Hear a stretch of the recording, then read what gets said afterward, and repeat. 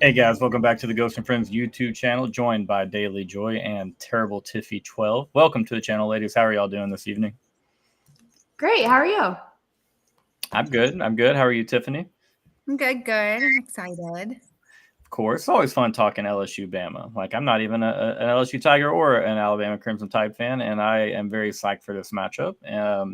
A lot on the line this year when the Tide visit the Tigers in Death Valley.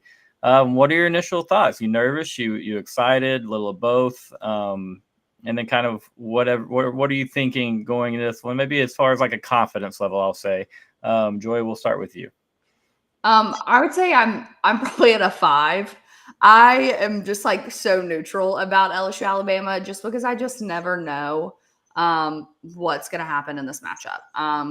I have stood in that stadium when LSU should have won, and I've watched some of the worst Alabama quarterbacks have game-winning drives down the field with a minute left on the clock.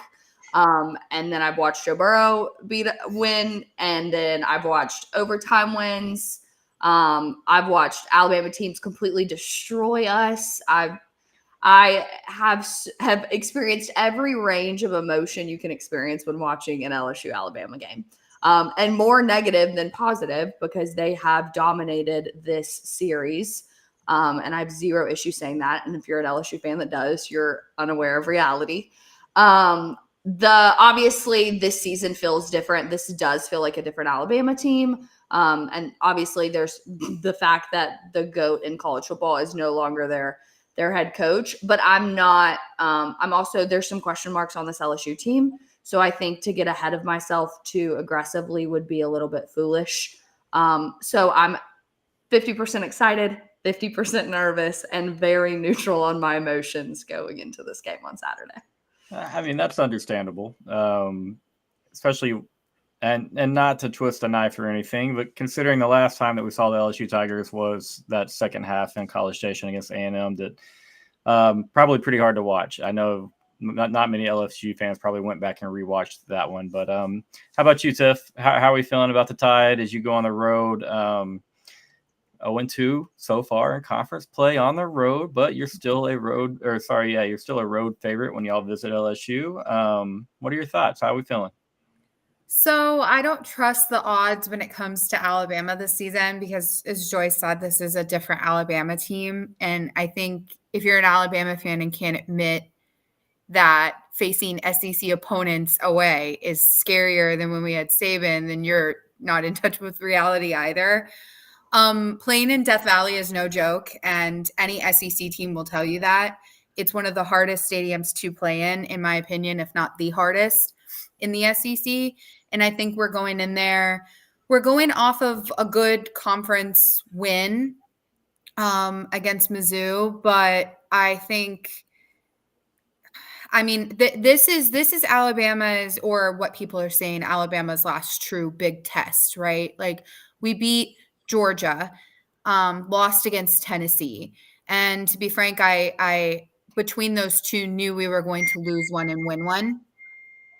But I'm a little nervous for this just because I feel like this team lacks the discipline to be able to succeed offensively the way that we need to against LSU. Not to cut anything down, Joy, but I'm not as nervous about your offense as I am your defense.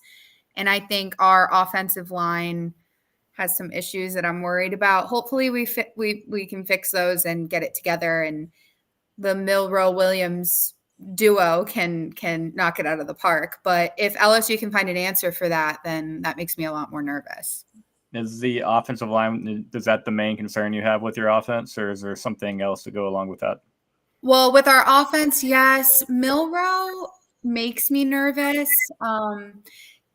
So I love him. I think he's such a great guy, right? And it's hard not to just adore him. My problem is that he's not consistent under bright lights, and he sometimes shows up when we need him to, and sometimes shies away from the moment.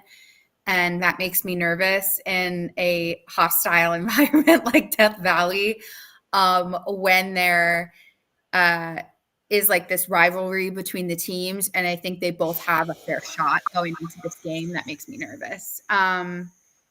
So Milrose consistency and the offensive line's lack of discipline, and that both lines lack discipline. We have so many penalties that have pushed us really far back in a lot of our games this season. So, but we'll see if they're able to straighten the boys out and get them ready for the game.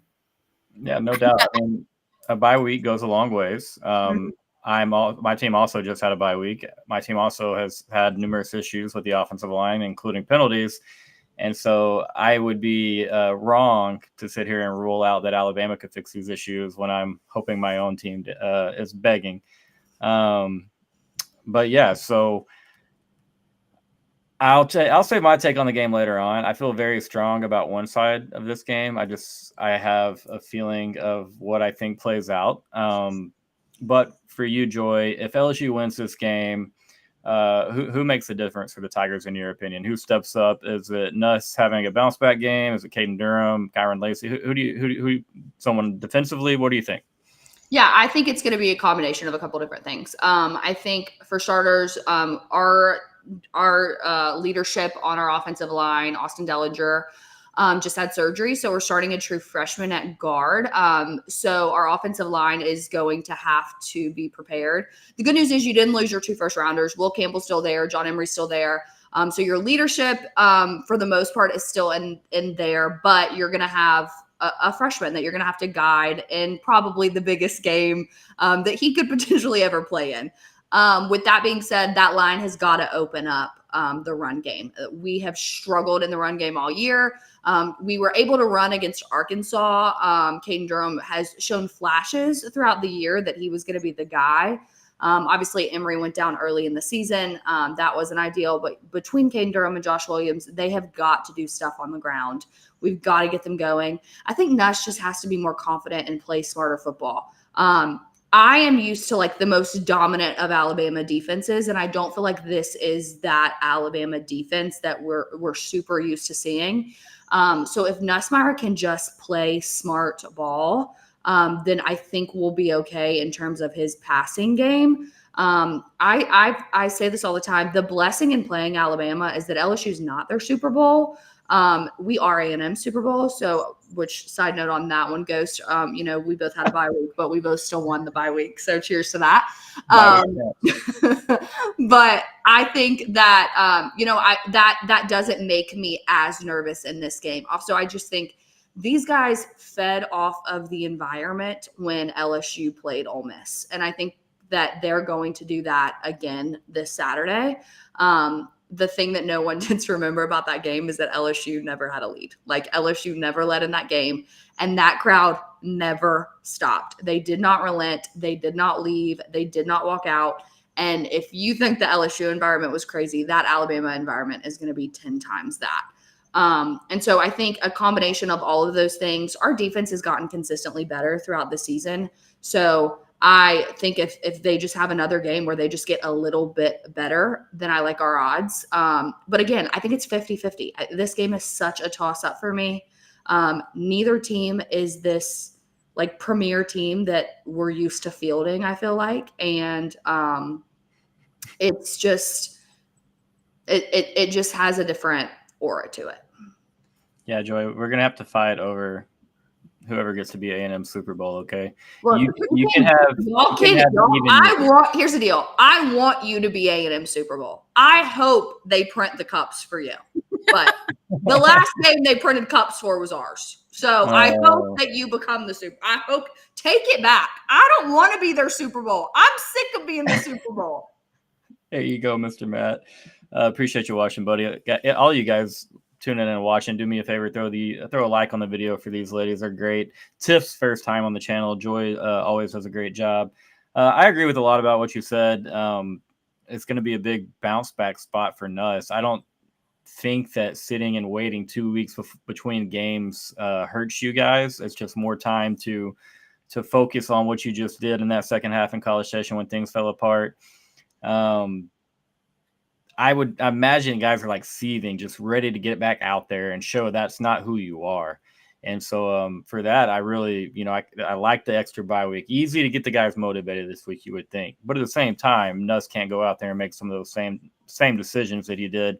A&M played really well in the second half. But Nuss, you can say, he made a couple of really bad choices that he doesn't seem like he would normally would. What about you, Tiff? What gives you confidence here?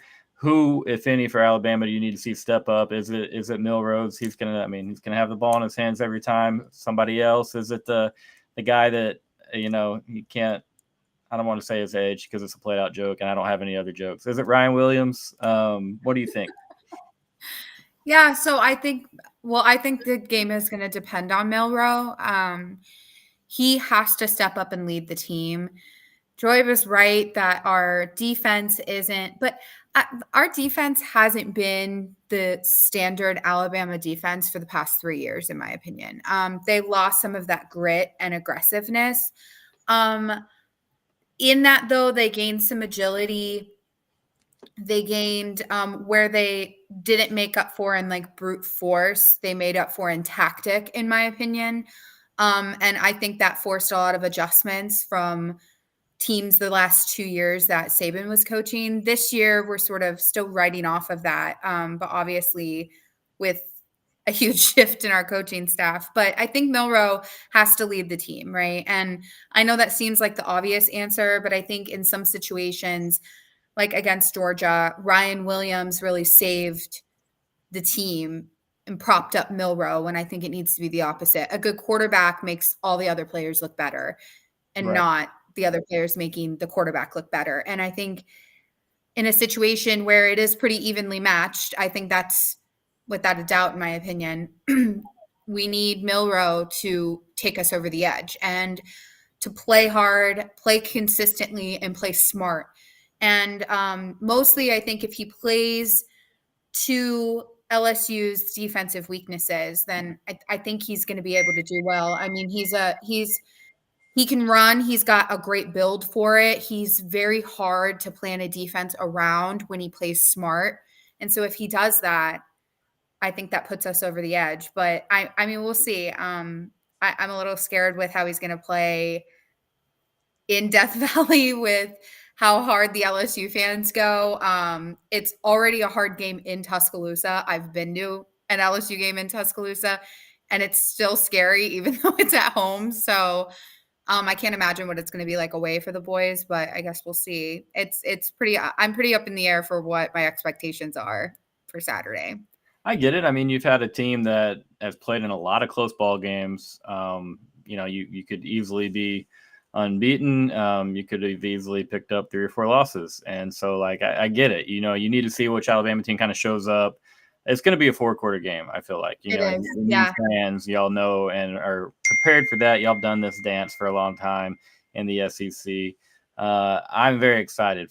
My first SEC Bama as official members of the conference, and there's a lot at stake. This is essentially a playoff game. It's hard to imagine, either team with 3 losses getting in unless there's a lot of things happen in these other conferences, just kind of the way it's shaping up. I asked on the timeline yesterday, just kind of looking at things, see if y'all can help me. How many playoff teams do you think the SEC gets in the end? In the end? In the end, how many teams in the SEC make the playoffs? Essentially, it's really, really hard because November. I'm asking you with what I guess 4 weeks left in the season. Like, there is so much about to go down. This might be the most catastrophic month in college football history. It's going to be nuts. If we did it last year, and I actually think having the rankings changes the dynamic of games in the latter half of the season last year. I think if there was a 12-team playoff game last year, we would have had a different outcome in quite a few of the games. But I think you can expect to see at least half, probably, so 6 or 7 SEC teams in the playoffs. if not up to 8. And the only reason I say that is because if they use the same standards that they do to pick teams, strength of schedule and conference are going to matter a lot. And the SEC is undoubtedly the strongest conference, especially with Texas coming into it and playing the way that they are. So I think Why at least half. why didn't you mention Oklahoma when you're talking, about strength of the conference? Because they suck. Yeah, that's right. They do. Welcome to the channel. That was perfectly said. They do suck, and it's fun to talk about. I love my Sooner fans out there, but hey, it is what it is. What about you, Joy? How many do you think sneak in there? I don't think the SEC gets more than 4. And I think that's being a little bit generous. I just think that there's too many other teams that are going to be able to say that the committee would be able to justify over multiple loss SEC teams. Even if you take strength of schedule, if you have too many losses, then your strength of schedule was too hard for you. So you probably don't belong there. And there's going to be some teams. I mean, like we're sitting here. I mean, Ohio State has 1 loss by 1 point to Oregon, who's the number 1 team in the country. Indiana in the Big Ten's undefeated. I mean, we still have the Boise States and the BYUs and the SMUs and the Miamis. I mean, there's teams that, like, historically speaking, we would never be talking about. But I think the committee's going to have to be really careful. I think in this year, and I think that's another reason I lean towards there being less SEC teams in this year, because whatever you do this year sets the precedent for what you do moving forward. And if you set the precedent that you are so favoring the SEC that you're going to put 8 teams in and potentially leave, I mean, that would be 8. I mean, there would be 1 team from every other conference left, and it would 1, maybe 2. There's only 12. Like, I mean, you have your Power 5. Or 3 other, and then your G5. 4, and then your group of 5 winner. So I guess we'll see what the rankings come out with tomorrow. I just don't think there's any way they put that many SEC teams in and leave maybe not other conference teams out. There's just, I think, like, the rioting that would ensue from every other conference, and the fact that, like, at that point they're going to be like, well, y'all just leave, like, SEC just leave and everyone do your own thing. I don't think there's going to be any justification for putting 8 SEC teams in there. Well, it would help a lot if, like, a Penn State would lose again, because no offense to Penn State, my grandfather played at Penn State. They are pretty stinky on offense, and that's being very nice because my grandfather played there, and I won't go further. Clemson losing again, like, that helps a lot. But they would still need a lot of help, in my opinion, to get more than, 4 or 5 in there. Also, it's because, like, the SEC is about to kind of bloody each other up pretty big time here in this last month. So Georgia, Tennessee. I think they're going to be more in there. I think we're underestimating how much the committee is going to value the strength of win and strength of schedule for teams. I mean, yeah, if there's undefeated teams and there's a team with 3 losses, it doesn't matter if the 3 losses were against 1, 2, and 3, they're not getting in, right? But I think if it's between an SEC team with 2 losses and a different conference with 1 loss, I think the SEC team gets in just by strength of schedule. Depends on the SEC team and who their losses are to. But we saw it against FSU, was left out of the playoffs last year for factors that went beyond what their record was. I mean, so I don't know. I'm admittedly an SEC favoritist, though. I think we should all be in there, but I know that's not going to happen. It's a fun discussion to have. And Joy said it really well when she talked about the precedent that the committee sets, because, no offense, Tiffany, but if LSU wins this game, LSU wins out. LSU makes the SEC title game, goes to the SEC title game, loses to Georgia. Now LSU sitting at what, 10-3? Would that be correct, Joy? Mm-hmm. And then you look over and you have an Indiana team who is 11-1 or maybe even 12-1 and lost in the Big Ten championship game. Like, it's going to be really, really tough in those spots. Like my eyes tell me that I would take LSU in that spot, probably 7 out of 10 times, but not everyone's going to agree there. You know what I mean? So there's going to be some really 100%. interesting decisions. The conference champions are going to throw wrenches, or championships rather, are going to throw some wrenches in there. Of course, we've all seen it. Very curious to see how it all plays out. Let me ask you this, and now this is not exactly a fair question for you ladies because neither of you are really in this spot, but I want y'all to help me out, okay? Texas has 1 loss. Texas has Florida, at Arkansas, Kentucky, and then at Texas A&M. Hypothetically speaking, we roll through the first 3. We head into Kyle Field with 1 loss, okay?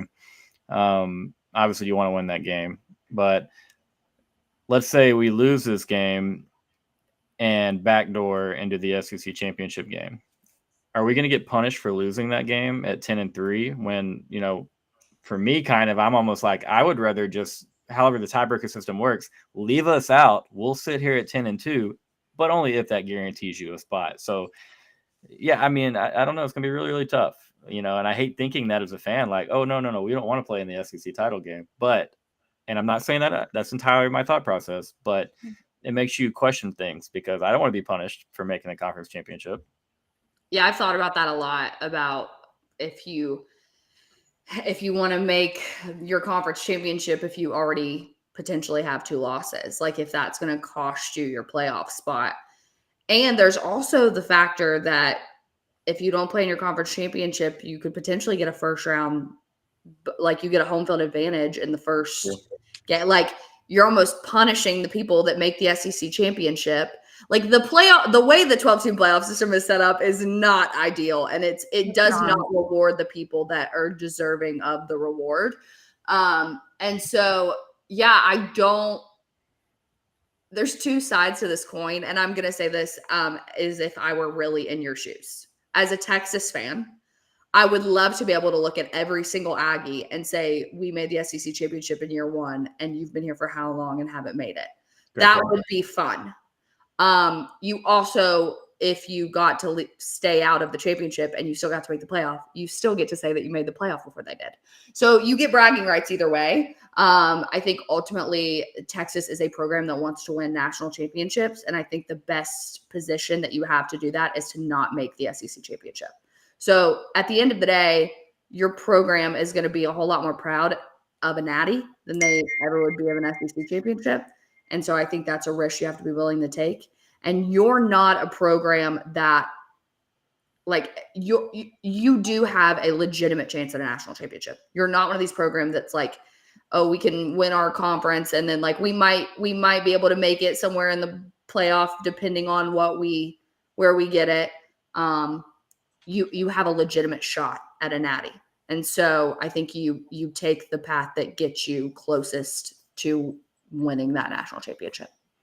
And then from the competitive standpoint, it's like, yeah, like, hey, maybe we want to see Georgia again.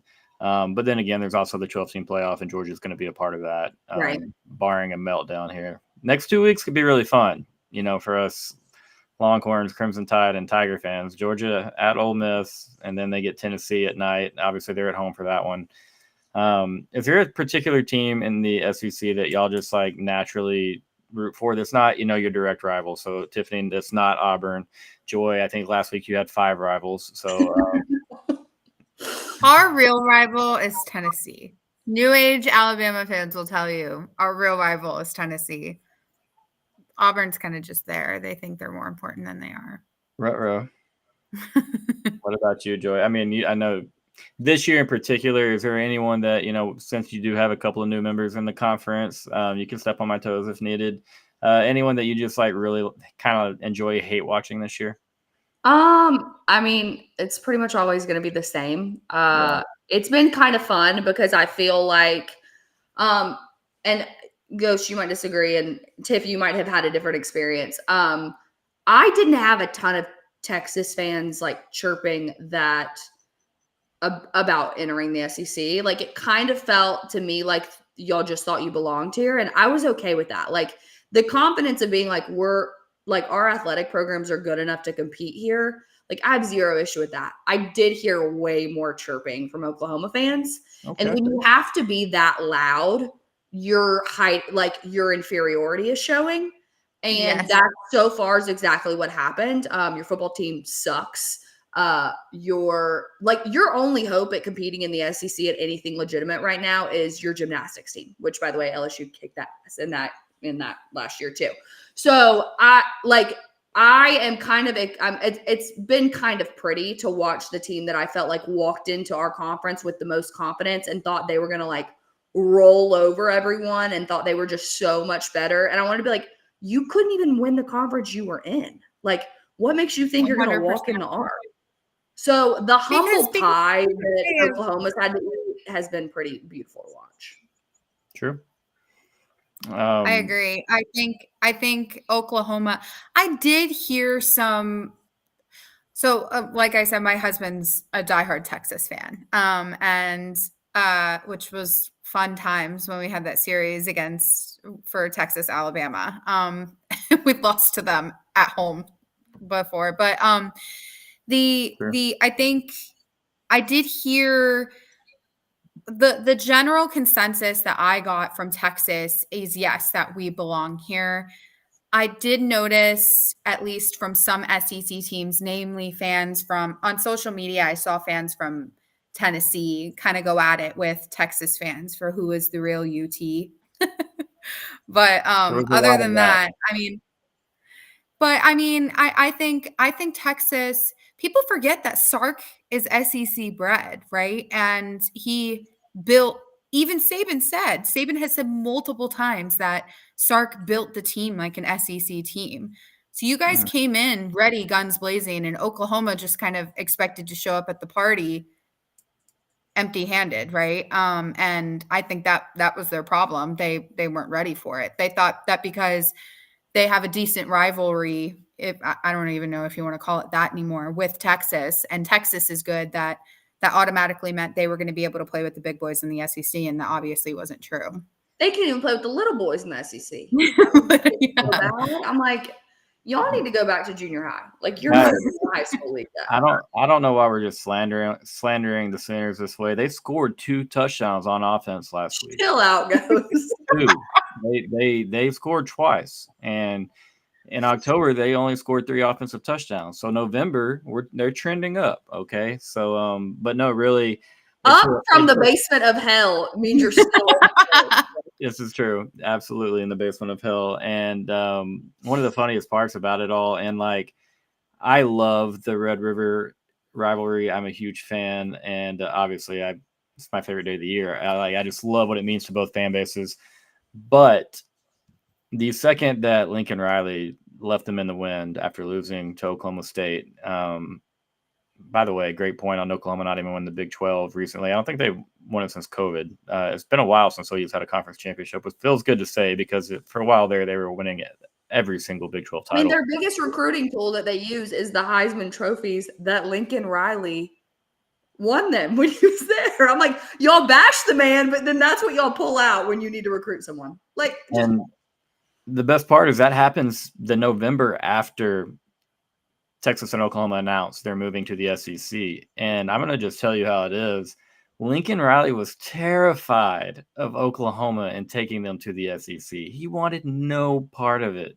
And it's even funnier that, short time after he gets to USC, they're like, oh, yeah, by the way, we're going Big Ten. And so, and since that moment, they've just been downhill. And Venables. They had a good week 1. Yeah, fair enough. Yeah, that's crazy. I hate to say that. I cannot believe we play that game again. We win by 3 touchdowns. Yeah, no doubt. Speaking of having a little PTSD about college football, Joy, do you have any Marcel Reed PTSD when you're defending another quarterback that can run, even though Coach DeBoer seems to much rather have Jalen just throw the ball 45 times recently? I'm not really sure about that. I would let him, use his legs like he did against Georgia. Big guy, let him truck through the boys. Let him do it. I'm saying Nora was I'm okay with it. I'm okay with what DeBoer's doing. Let's let him do I'm sure. Yeah, you've seen Bama lose twice before November for the first time since when? I mean, listen. I can leave early. I can leave the podcast. We don't have to relive all of that. It's sad. It's a sad time. Welcome to the rest of our lives. I know. I'm so Do lucky. you really think that like I have any bit of empathy considering that you murdered our quarterback in 2009 and then sent us into like a 12-year hellhole? I blame you guys. That is on you guys. Everybody blames us for everything. Marcel Darius, like he's a little bigger than me, so I'm not gonna like challenge him if I ever see him in the street, but I'm gonna be like, that guy. I don't like that guy. Yeah, so it's hard for me to feel bad about walking into Tuscaloosa and winning by double digits last year. I'm gonna be honest. Okay, we walked into your house and beat you the year before, but well, the official Bryce Young with that minute and a half run down the field. I was so frustrated. It's fine. Next time you play them, just make sure that they shoot a cannon through your quarterback's jersey, and then you're guaranteed a win. That's how. Well, that was game day in Austin that day. I think it was. Yeah, I was there. I bet I would bet anything, Joy, that we did it that day too with the Bryce. I need to go find a video. I'm serious. Go look it up. I guarantee you that we did. It's always a game day thing. Yes, we need to stop. Actually, I don't really care. If you beat Alabama, then I was probably happy. I probably I think the entire country was rooting for us that morning. Tiff, is it like the last 2 years, Texas Bama? Is it like hostile inside your house? Are y'all like watching in different rooms, or are you able to like battle through it? I'm married to an Aggie, so it's like a little worse, but yours is bad then. I mean, so the first year, obviously, so I have a really good friend I went to law school with that is like a lifelong, her family has season tickets passed down to Texas games. She's a huge fan.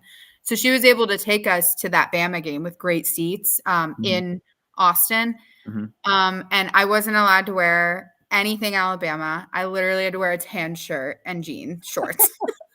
Because she was like, you're not wearing Alabama stuff. I usually root for Texas when they're not facing Alabama, obviously. But my husband was so nice about it. Great sport. And then we paid mad money for tickets in Tuscaloosa because I'm like, we're about to whoop up on the boys again. And no. And he like cracked a smile and oh my gosh, I lost it. I'm like, you are not allowed to feel joy. You need to feel the pain I feel right now. How could you do this to me? But I've recovered from it. It's hard getting beat at home like that. I mean, I still remember when Johnny Manziel beat us at home. And that quite literally is the source of my hate for A&M. Was that loss. I vividly remember it. So, I mean, like losing at home like that is never easy. So it was a little traumatizing for me. Obviously, he was really happy about it, but we've recovered this year. We're all good. I don my blue and orange when Alabama's not playing. So y'all are so incredibly spoiled as fans. You're like having to go back 12 years to find just a couple of losses. Like I can go back to 2022 and roll off like wild. It's so like they're all like every time I get on social media and they're like after the Tennessee game and they were like, this is the bane of our existence. And I'm like, what? Yo, shut up. Like I know. It has made the season a lot more exciting to watch. Honestly, and I'm not trying to be like, oh, like we are. But for real, it used to just be another Saturday, right? Like, oh, okay, we're gonna blow through teams again. And it's not like that anymore. Like I have to have all hands on deck, like for this weekend. And so it's made it a little bit more exciting, but not in the way that, we like it. My husband won't admit this. He liked seeing, because he went to grad school with me at Alabama. Mm-hmm. He liked seeing the team win in Tuscaloosa. I mean, it's really cool because Joy can probably attest to this. Like, when you're in a small town like that and the school wins, I mean, it's incredible, right? Yeah, I was at Georgia, Alabama this year when y'all won, and it was a great time. Yeah, so it's really cool, and he got to experience that because it's a little bit a lot different than game days in Austin because you guys have the Capitol there and. Still really fun, but a different experience. Your game day experience feels a lot more like an NFL game in Austin. It's not. I mean, it's not a college city, and that's like where a lot of our fans get on Twitter and they scream, like, yeah, we're a top SEC like college town. It's not built for tailgating, even though the tailgating is supremely improved compared to what it was even just a decade ago. It was almost embarrassing back then, but yeah, it's not. we don't have the Grove and some of the space that some of these schools have. I am envious, obviously, of some of the tailgating scenes. Even over at A&M, they do it really nice. Because they're in the middle of nowhere. Yeah, Grove's overrated. You don't want to be like them. Fair enough. All right, Tiffany, take me back. How long have you been married? Oh my gosh, since 2018, so 6 years. Okay. Making sure the question is relevant. I believe the date was October 11th, 2021. Texas blows a 28-7 lead to Oklahoma in the Red River Shootout. Obviously, your husband's a Longhorn. Probably not fun for him, I would imagine. But then to top it off and make it all worse, Alabama later that night loses at Texas A&M, who was coming off the back-to-back losses to Arkansas and Mississippi State. That is one of the worst days of my college football life, okay, because I have to drive home after losing that game. I live 3.5 to 4 hours south of Dallas, just south of Austin. Oh, no. And so I get home right as A&M is finishing their win over Alabama, number 1 Alabama. And what did I tell you? My Aggie wife is just like, oh my gosh, this is so cool. What a great day. And it's just like, yeah, we feel the exact opposite right now. And she's like, expecting me to be a little bit more joyful in that moment. It was really, really hard. So for you guys both, y'all were in the mud with me there. Do you remember that day at all? Anything whatsoever? 2020. Oh, I do remember the loss for Alabama. I'm trying to put together what I think the worst loss for my husband was when you guys lost in the playoffs. So I was pregnant, and I had gone to bed because I was like, I can't stay up and watch this. And I was awakened by a sheer scream of agony by my husband. And I come out and I'm like, did you die? He's on the ground, just distraught. I knew you guys lost then. I think that's the most down bad he's ever been. Yeah, that one was hurt. I'm not gonna lie, was down pretty bad after that one. Washington was not better than Texas. They weren't. I don't know what happened that game. I obviously didn't watch the last half of it, but well, we fumbled twice in the third quarter in a tie game. The first time, and then they scored to go ahead, and then we fumbled it right back again. So that was kind of self-inflicted, but at the same time, they beat us 2 years in a row. And so now we get to hear about how Coach Kalen DeBoer owns Sarkisian and owns Texas. And I will be back for my vengeance. I'll just say that we'll be back. This year, I would love to see Alabama sneak into the playoff and come to DKR again. A little payback for 2022 when you guys visited. And no Bryce Young jerseys and fire cannonballs, none of that. No voodoo. We're not going to curse ourselves. We're gonna take you down. Throwing water bottles on fields. Oh, see, I told you. You said we didn't embarrass ourselves. I told you we did embarrass ourselves in a couple different ways. You guys did it against Alabama, so they didn't show it on TV, but I saw it live. That they started. That was after that terrible call in the end zone, right, about the safety thing. Yes, I remember now. Yeah, I remember. Mm-hmm. It's hilarious. Georgia fans were plotting on how to do it on this past Saturday when they called like that really hard hit and they called it targeting. All the Georgia fans around me were like, if they confirm this, we're tossing everything. Like they were prepared. And I was like, okay, this has started an all out exit plan. Like this is just starting a war at this point. We're gonna have to stop. But you know what they say, what starts here changes the world. Sorry, I had to. I couldn't resist. Yeah, so do y'all have official predictions on this game? I'll let you think about it while I go through my spiel. Tiffany, this is your first time on the channel. And I'm going to apologize beforehand. Wait, guys, can we celebrate something really quick? Yes, of course. The first basketball court storm of the year has already happened because Central Florida beat Texas A&M 64-61. I was about to say, as soon as you said Central Florida, I was like, oh my gosh.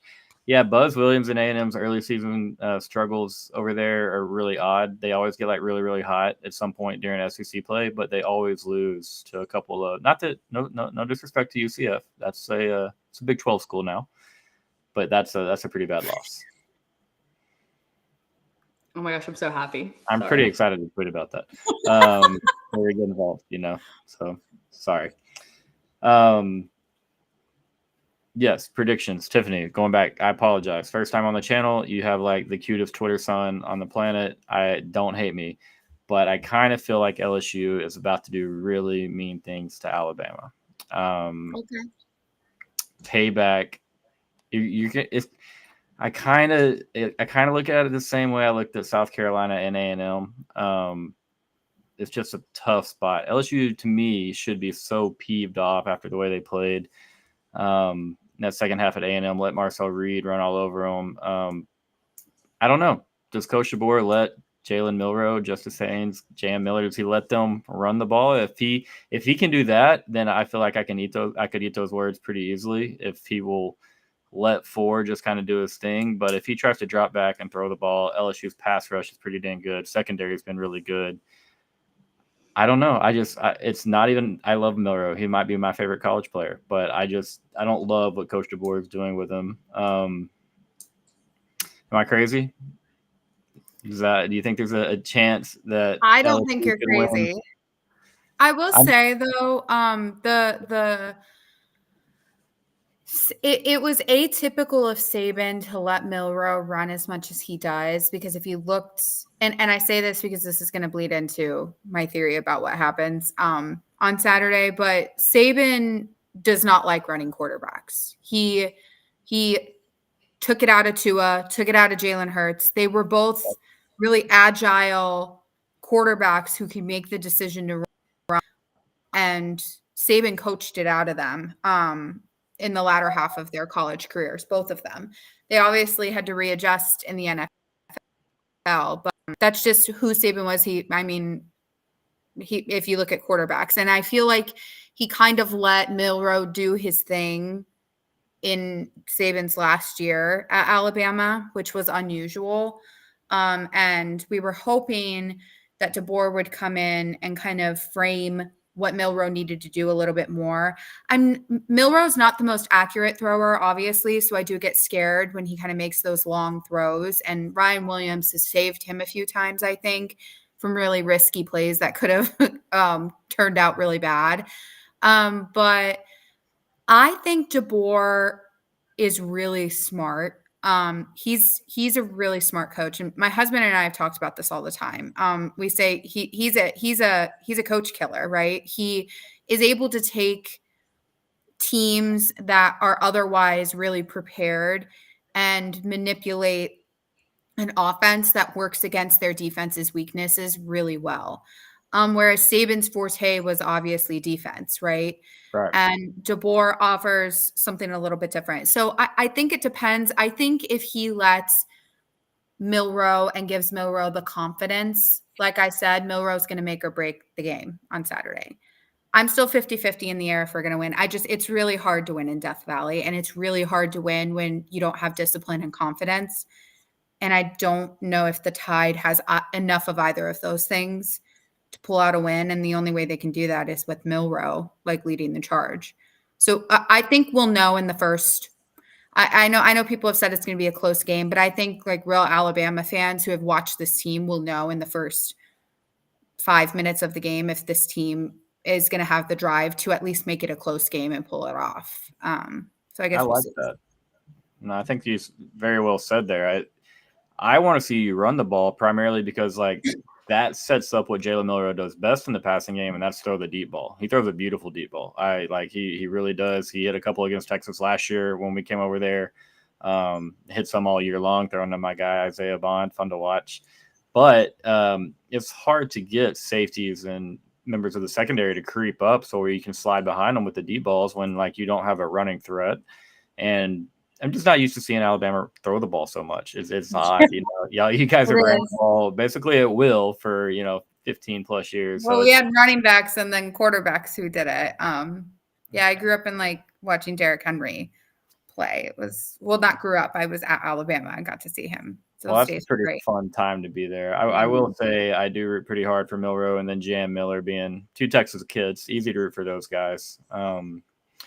Joy, do you have a prediction ready for this game? Or you still need time? I know y'all will do an official prediction with Speakeasy, right? So we don't normally. Okay. So on occasion will pick on there because I don't. I hate picking games. I feel like I jinx it every time.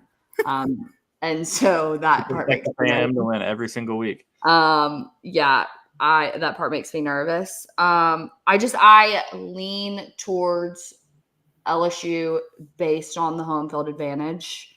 Um, I mean, Tiff said it herself, like it's so hard to win in Death Valley. And I mean, Ole Miss is proof that you can lead that whole game and not win the game. And I do think this defense has gotten better week after week. I think LSU coming off a bye will be prepared for Jalen Milroe. I do tend to think that coming off a loss is almost better than coming off a win, because you almost have the sense of like, oh, we have to go prove ourselves again. And so I lean towards the Tigers like 27-21. Matthew, if you're right, then I'll take it. But I think LSU just happens to get one more like trip to the end zone is really what I think it is. I do think it's pretty close. But I don't think it's I'm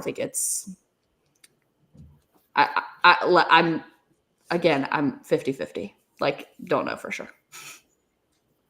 It's tough. And I understand as fans of the teams, you're still probably deciding how you feel, reading a few more reports as they come out throughout the week, because we all have small injuries. We all have news going around with our teams.